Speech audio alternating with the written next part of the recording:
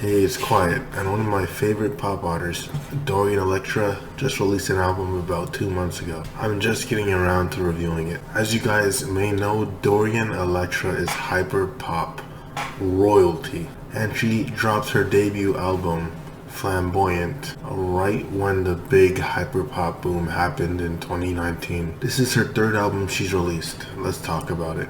Symphony is a weak opener. The bridge, chorus, and verses don't excite me at all. And the production is slightly better, but I feel kind of the same way about it as well. There's parts of this song that feel like they just build up to nothing, which makes me feel disappointed. Unlike Symphony, Idolize is a complete banger. Idolize is the first song on this album that I really started to appreciate, not counting the singles that were released before the album dropped. It's a really catchy song with a bunch of cool lines. Freak Mode is hilariously chaotic. There's two lines that made me break my neck. Ass play in the hallway, effed up my Bob Ross, and out here in the bathroom filling condoms with hot sauce.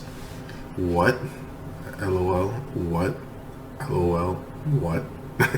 Sodom and Gomorrah is the best song on the project. I'm saying this as a proud heathen because only a heathen would like this song based off of the explicit lyrics. This song is about two fictional cities, Sodom and Gomorrah, and Dorian wanting to know what they did to cause God to destroy those two cities. The second verse is like so good, couldn't believe it. Probably the best written verse on the album. Puppet feels too short and the production doesn't wow me like it at all. The lyrics are the saving grace though. It's just an alright song to me. Man-Made Horrors has some metal guitars on the song, which isn't a bad idea on a Dorian Electra song, but the way it's executed is just so boring and sounds really tacky. Yes Man is a good song, but there's one major issue.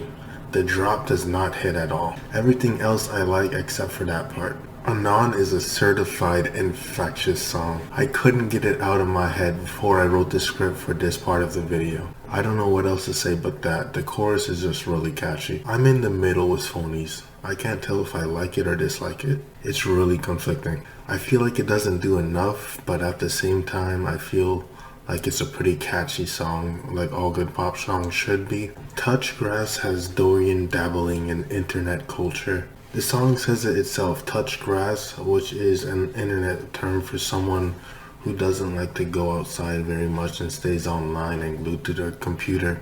This song has some of the best meaning on the album. I specifically love the last part of this song where the chorus once again repeats itself, but I think it's in halftime and it sounds really good. Lifetime is another wonderful track. I love how it touches upon the idea of saving the planet and savoring the time you have left on this planet because you really only live once. And it's complemented with some really good production. Warning Signs is about going into a relationship when you're well aware that it's not going to be a good one, but you still do it because you're attracted to the toxic side of things. It reminds me a lot of what Olivia Rodrigo was singing about on her song Illogical. Going into a relationship with a bunch of red flags is super illogical. I also have to comment on the grandiosity of the song. It sounds so larger than life. I absolutely adore this song. It seems like in this day and age everyone wants clout, including myself. It seems that Dorian is confused about this idea. But to answer the question seriously,